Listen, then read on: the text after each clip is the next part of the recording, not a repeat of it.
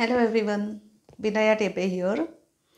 नेहमीप्रमाणे आज आपण साधी रोज बोलावी अशी सोपी छोटी इंग्लिश वाक्य बघूया. मराठीतून इंग्लिशमध्ये कशी करायची ते शिकूया. Let us begin.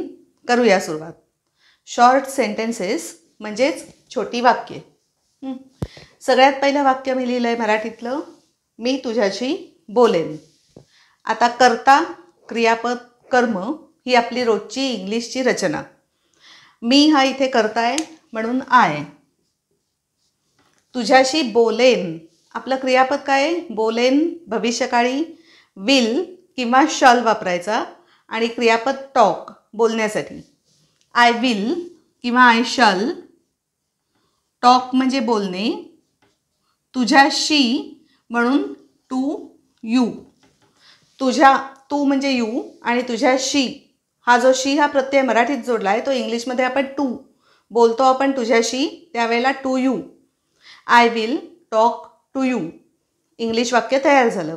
I will talk to you. क्रियापद आपलं कुठच्या काळात आहे त्यानुसार इंग्लिश काळ घ्यायचा. बोलेन भविष्यकाळ म्हणून विल टॉक. दुसरं वाक्य, मी तुझी काळजी करते किंवा करतो. परत करता पहिला, मी म्हणजे आय. काळजी करणं याला इंग्लिशमध्ये क्रियापद आहे केअर. आणि काळजी करतो किंवा काळजी करते वर्तमान काळी आहे, साधा वर्तमान, सिम्पल प्रेझेंट टेन्स म्हणून नुसतं केअर घ्यायचं क्रियापद म्हणून. नुसतं केअर. त्याला वॉज, ॲम, आय, इज काहीही जोडण्याची गरज नाही कारण तो साधा वर्तमान काळ आहे. काळजी करतो, काळजी करते बास. So I care. तुझी या तुझी तू म्हणजे यू आणि काळजी करणं जेव्हा आपण केअर हे क्रियापद घेतो त्यावेळेला फॉर यू असंच येतं ऑप ते प्रेपोजिशन. आय झाला सब्जेक्ट, पहिला करता. केअर क्रियापद, वर्ब. फॉर याला म्हणतात प्रेपोजिशन आणि यू म्हणजे तुझी म्हणायचं आहे म्हणून फॉर यू. केअर या शब्दाला फॉर यू असंच येतं. I care for you. हे जे प्रेपोजिशन आहे फॉर ते तिथे बदलू नाही शकत. आय केअर फॉर यू म्हणून वाक्य ते पाठच करायचं. I care for you. मी तुझी काळजी करते किंवा मी तुझी काळजी करतो. थर्ड सेंटेन्स, उन्हाळ्याची सुट्टी मजेत जावो. उन्हाळ्याची सुट्टी मजेत जाऊ दे, मजेत जावो. आता इथे कुठचाही करता नाही आहे स्पेसिफिक. नुसतं काय आपण म्हणतोय की उन्हाळ्याची सुट्टी मजेत जावो. मग आता मजेत जावो वर्तमान काळे आणि म्हणून आपण सुरुवात ह्याची हॅव ह्या क्रियापदाने करायची आहे. हॅव. उन्हाळ्याची सुट्टी समर वेकेशन आणि मजेत जाऊ दे एन्जॉय म्हणू शकतो किंवा आपण इथे लिहिलं आहे मजेत जावो अशी इच्छा व्यक्त केली आहे म्हणून आपण म्हणू शकतो have a good summer vacation. आणि आणखीन चांगलं नाईस समर वेकेशन. आपण म्हणूया हॅव अ नाईस म्हणजे गुडपेक्षा अजून चांगली, खूप चांगली जाऊ दे, मजेत जाऊ दे. Have a nice summer vacation. Have a nice summer vacation. Of course हे सेम वाक्य आपण खूप वेगळ्या प्रकारे म्हणू शकतो. Enjoy your summer vacation, have a good summer vacation, असं वेगवेगळं बरंच म्हणता येतं. आज मी फक्त इथे तुम्हाला एक सांगते, अर्थ सेमच आहे. मराठीत अर्थ सगळ्याचा सेमच होणार आहे. Have a nice summer vacation. उन्हाळ्याची सुट्टी मजेत जावो. पुढचं, मी याचा विचार करत होते किंवा करत होतो. आता परत करता पहिला मी आय. विचार करणं हे आहे आपलं क्रियापद. त्याला आपण इंग्लिशमध्ये म्हणतो थिंक. विचार करणं थिंक. आणि कसं आहे ते क्रियापद आपलं पूर्ण मराठीतलं? विचार करत होते किंवा विचार करत होतो. म्हणजे क्रिया चालू होती पण भूतकाळातली चालू होती. चालू भूतकाळ, पास्ट कंटिन्युअस टेन्स. आणि म्हणून वॉज वापरायचा भूतकाळी. एकवचनी रूप वॉज, अनेकवचनी वर. इथे वॉज, आय वॉज. विचार करणं थिंक. आणि जेव्हा वॉज किंवा वेअर हा प्रत्यय येतो किंवा हे क्रियापद आपण घेतो तेव्हा आपण त्या थिंकला ING लावतो. आय वॉज थिंकिंग, कसला करत होते विचार? याचा, कुठची तरी गोष्ट. I was thinking about this किंवा अबाउट इट असंही आपण म्हणू शकतो. I was thinking about this, याचा, यासाठी अबाउट हे प्रेपोजिशन तिथे लावावं लागेल. अबाउट धिस म्हणजे याचा किंवा अबाउट इट म्हणजे सुद्धा याचाच. म्हणून वाक्य I was thinking about this, I was thinking about it.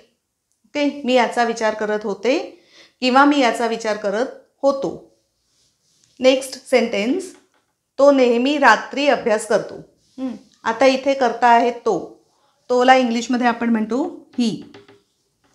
नेहमी, नेहमी हा शब्द ऑलवेज, एकतर ही ऑलवेज म्हणू शकतो आपण किंवा वाक्य पूर्ण करून ऑलवेज हा शब्द शेवटी घेऊ शकतो, कसंही करू शकतो. मी इथे लगेच घेते ही ऑलवेज. हे ऑलवेज हा जास्तीचा भाग एकतर ह्या दुसऱ्या नंबरला किंवा शेवटी पण घेऊ शकतो वाक्याच्या. आत्ता मी इथे घेतला, नसेल जमत तर कर्त्यानंतर लगेच क्रियापद. अभ्यास करतो, अभ्यास म्हणजे स्टडी. You always study. आता अजून एक गोष्ट की स्टडी, आय वगैरे असे नेहमीची प्रेपोजिशन्स आय, वी, दे आणि यू असली तर नुसतं स्टडी, कारण हा सिम्पल प्रेझेंट टेन्स आहे. अभ्यास करतो, नेहमी करतो, सिम्पल प्रेझेंट टेन्स. पण जेव्हा ही, शी किंवा इट असेल क्रियापदाला एस किंवा ES लागतो. टीप आहे महत्त्वाची, क्रियापदाला एस किंवा ES लागतो जेव्हा ही, शी किंवा इट असेल कर्ता म्हणून तेव्हा.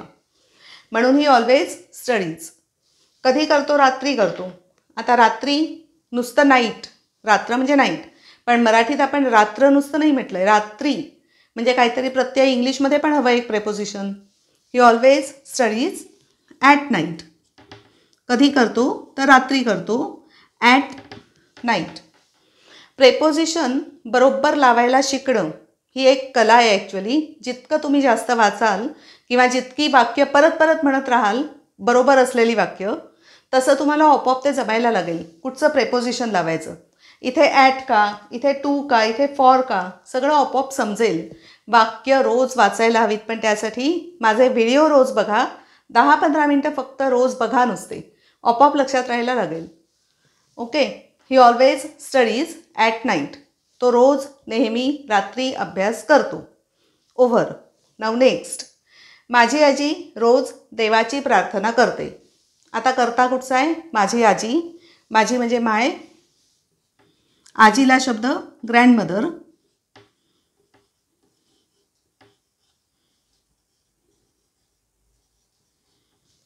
रोज देवाची प्रार्थना करते.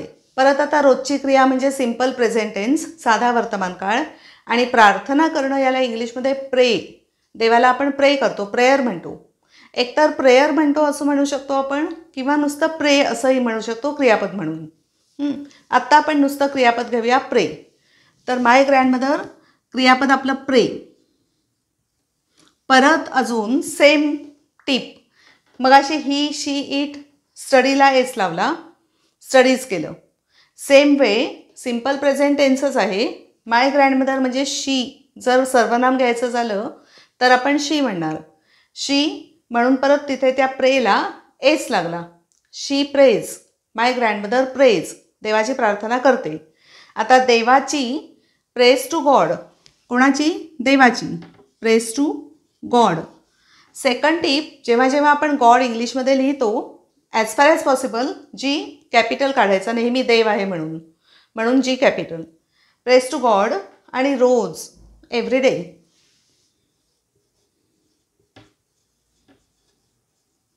My grandmother praise to God every day.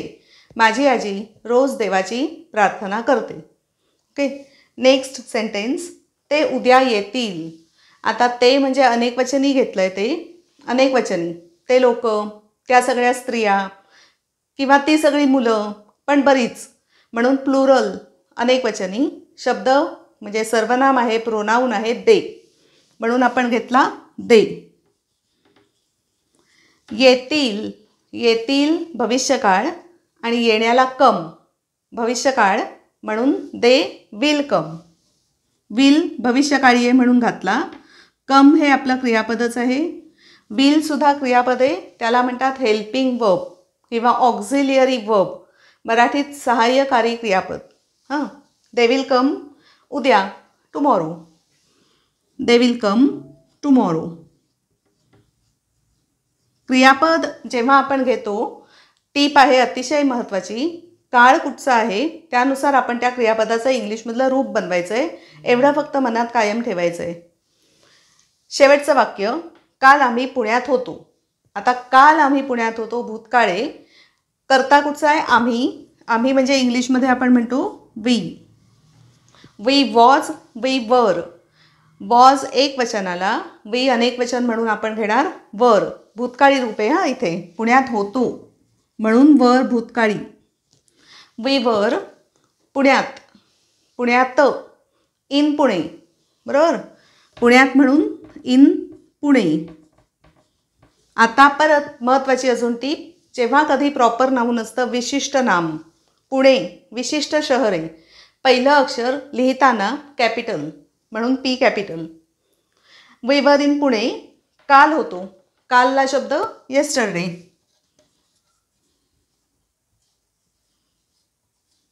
कालचा शब्द yesterday. We were in Pune yesterday. ही झाली आजची आपली मराठी वाक्य, त्याचं इंग्लिश केलं, जोडीला मी टिप्ससुद्धा सांगितल्या. आता नुसतं मी वाचून दाखवते आणि व्हिडिओज परत बघा, म्हणजे टिप्स पण लक्षात येतील. त्या कायम जनरल टिप्स आहेत, त्या कधीही वाक्य बनवताना वापराव्या अशा. आत्ता मी ही वाक्य नुसती वाचून दाखवते. शॉर्ट सेंटेन्सेस, छोटी वाक्य. मी तुझ्याशी बोलेन, I will talk to you. I will talk to you. मी तुझी काळजी करते किंवा करतो, I care for you. I care for you. उन्हाळ्याची सुट्टी मजेत जावो, have a nice summer vacation. Have a nice summer vacation. मी याचा विचार करत होते किंवा होतो, I was thinking about this किंवा I was thinking about it. तो नेहमी रात्री अभ्यास करतो, he always studies at night. He always studies at night. माझी आजी रोज देवाची प्रार्थना करते, my grandmother praise to God every day. My grandmother praise to God every day. ते उद्या येतील, they will come tomorrow. They will come tomorrow. काल आम्ही पुण्यात होतो, we were in Pune yesterday. We were in Pune yesterday. अशी आजची वाक्य. आज मी इथेच थांबते. नेहमीप्रमाणे व्हिडिओ आवडला असेल तर लाईक, शेअर आणि सबस्क्राईब करायला विसरू नका आणि माझे व्हिडिओज बघत राहा. आणि थँक्यू व्हेरी मच आजचा व्हिडिओ बघितल्याबद्दल. बाय.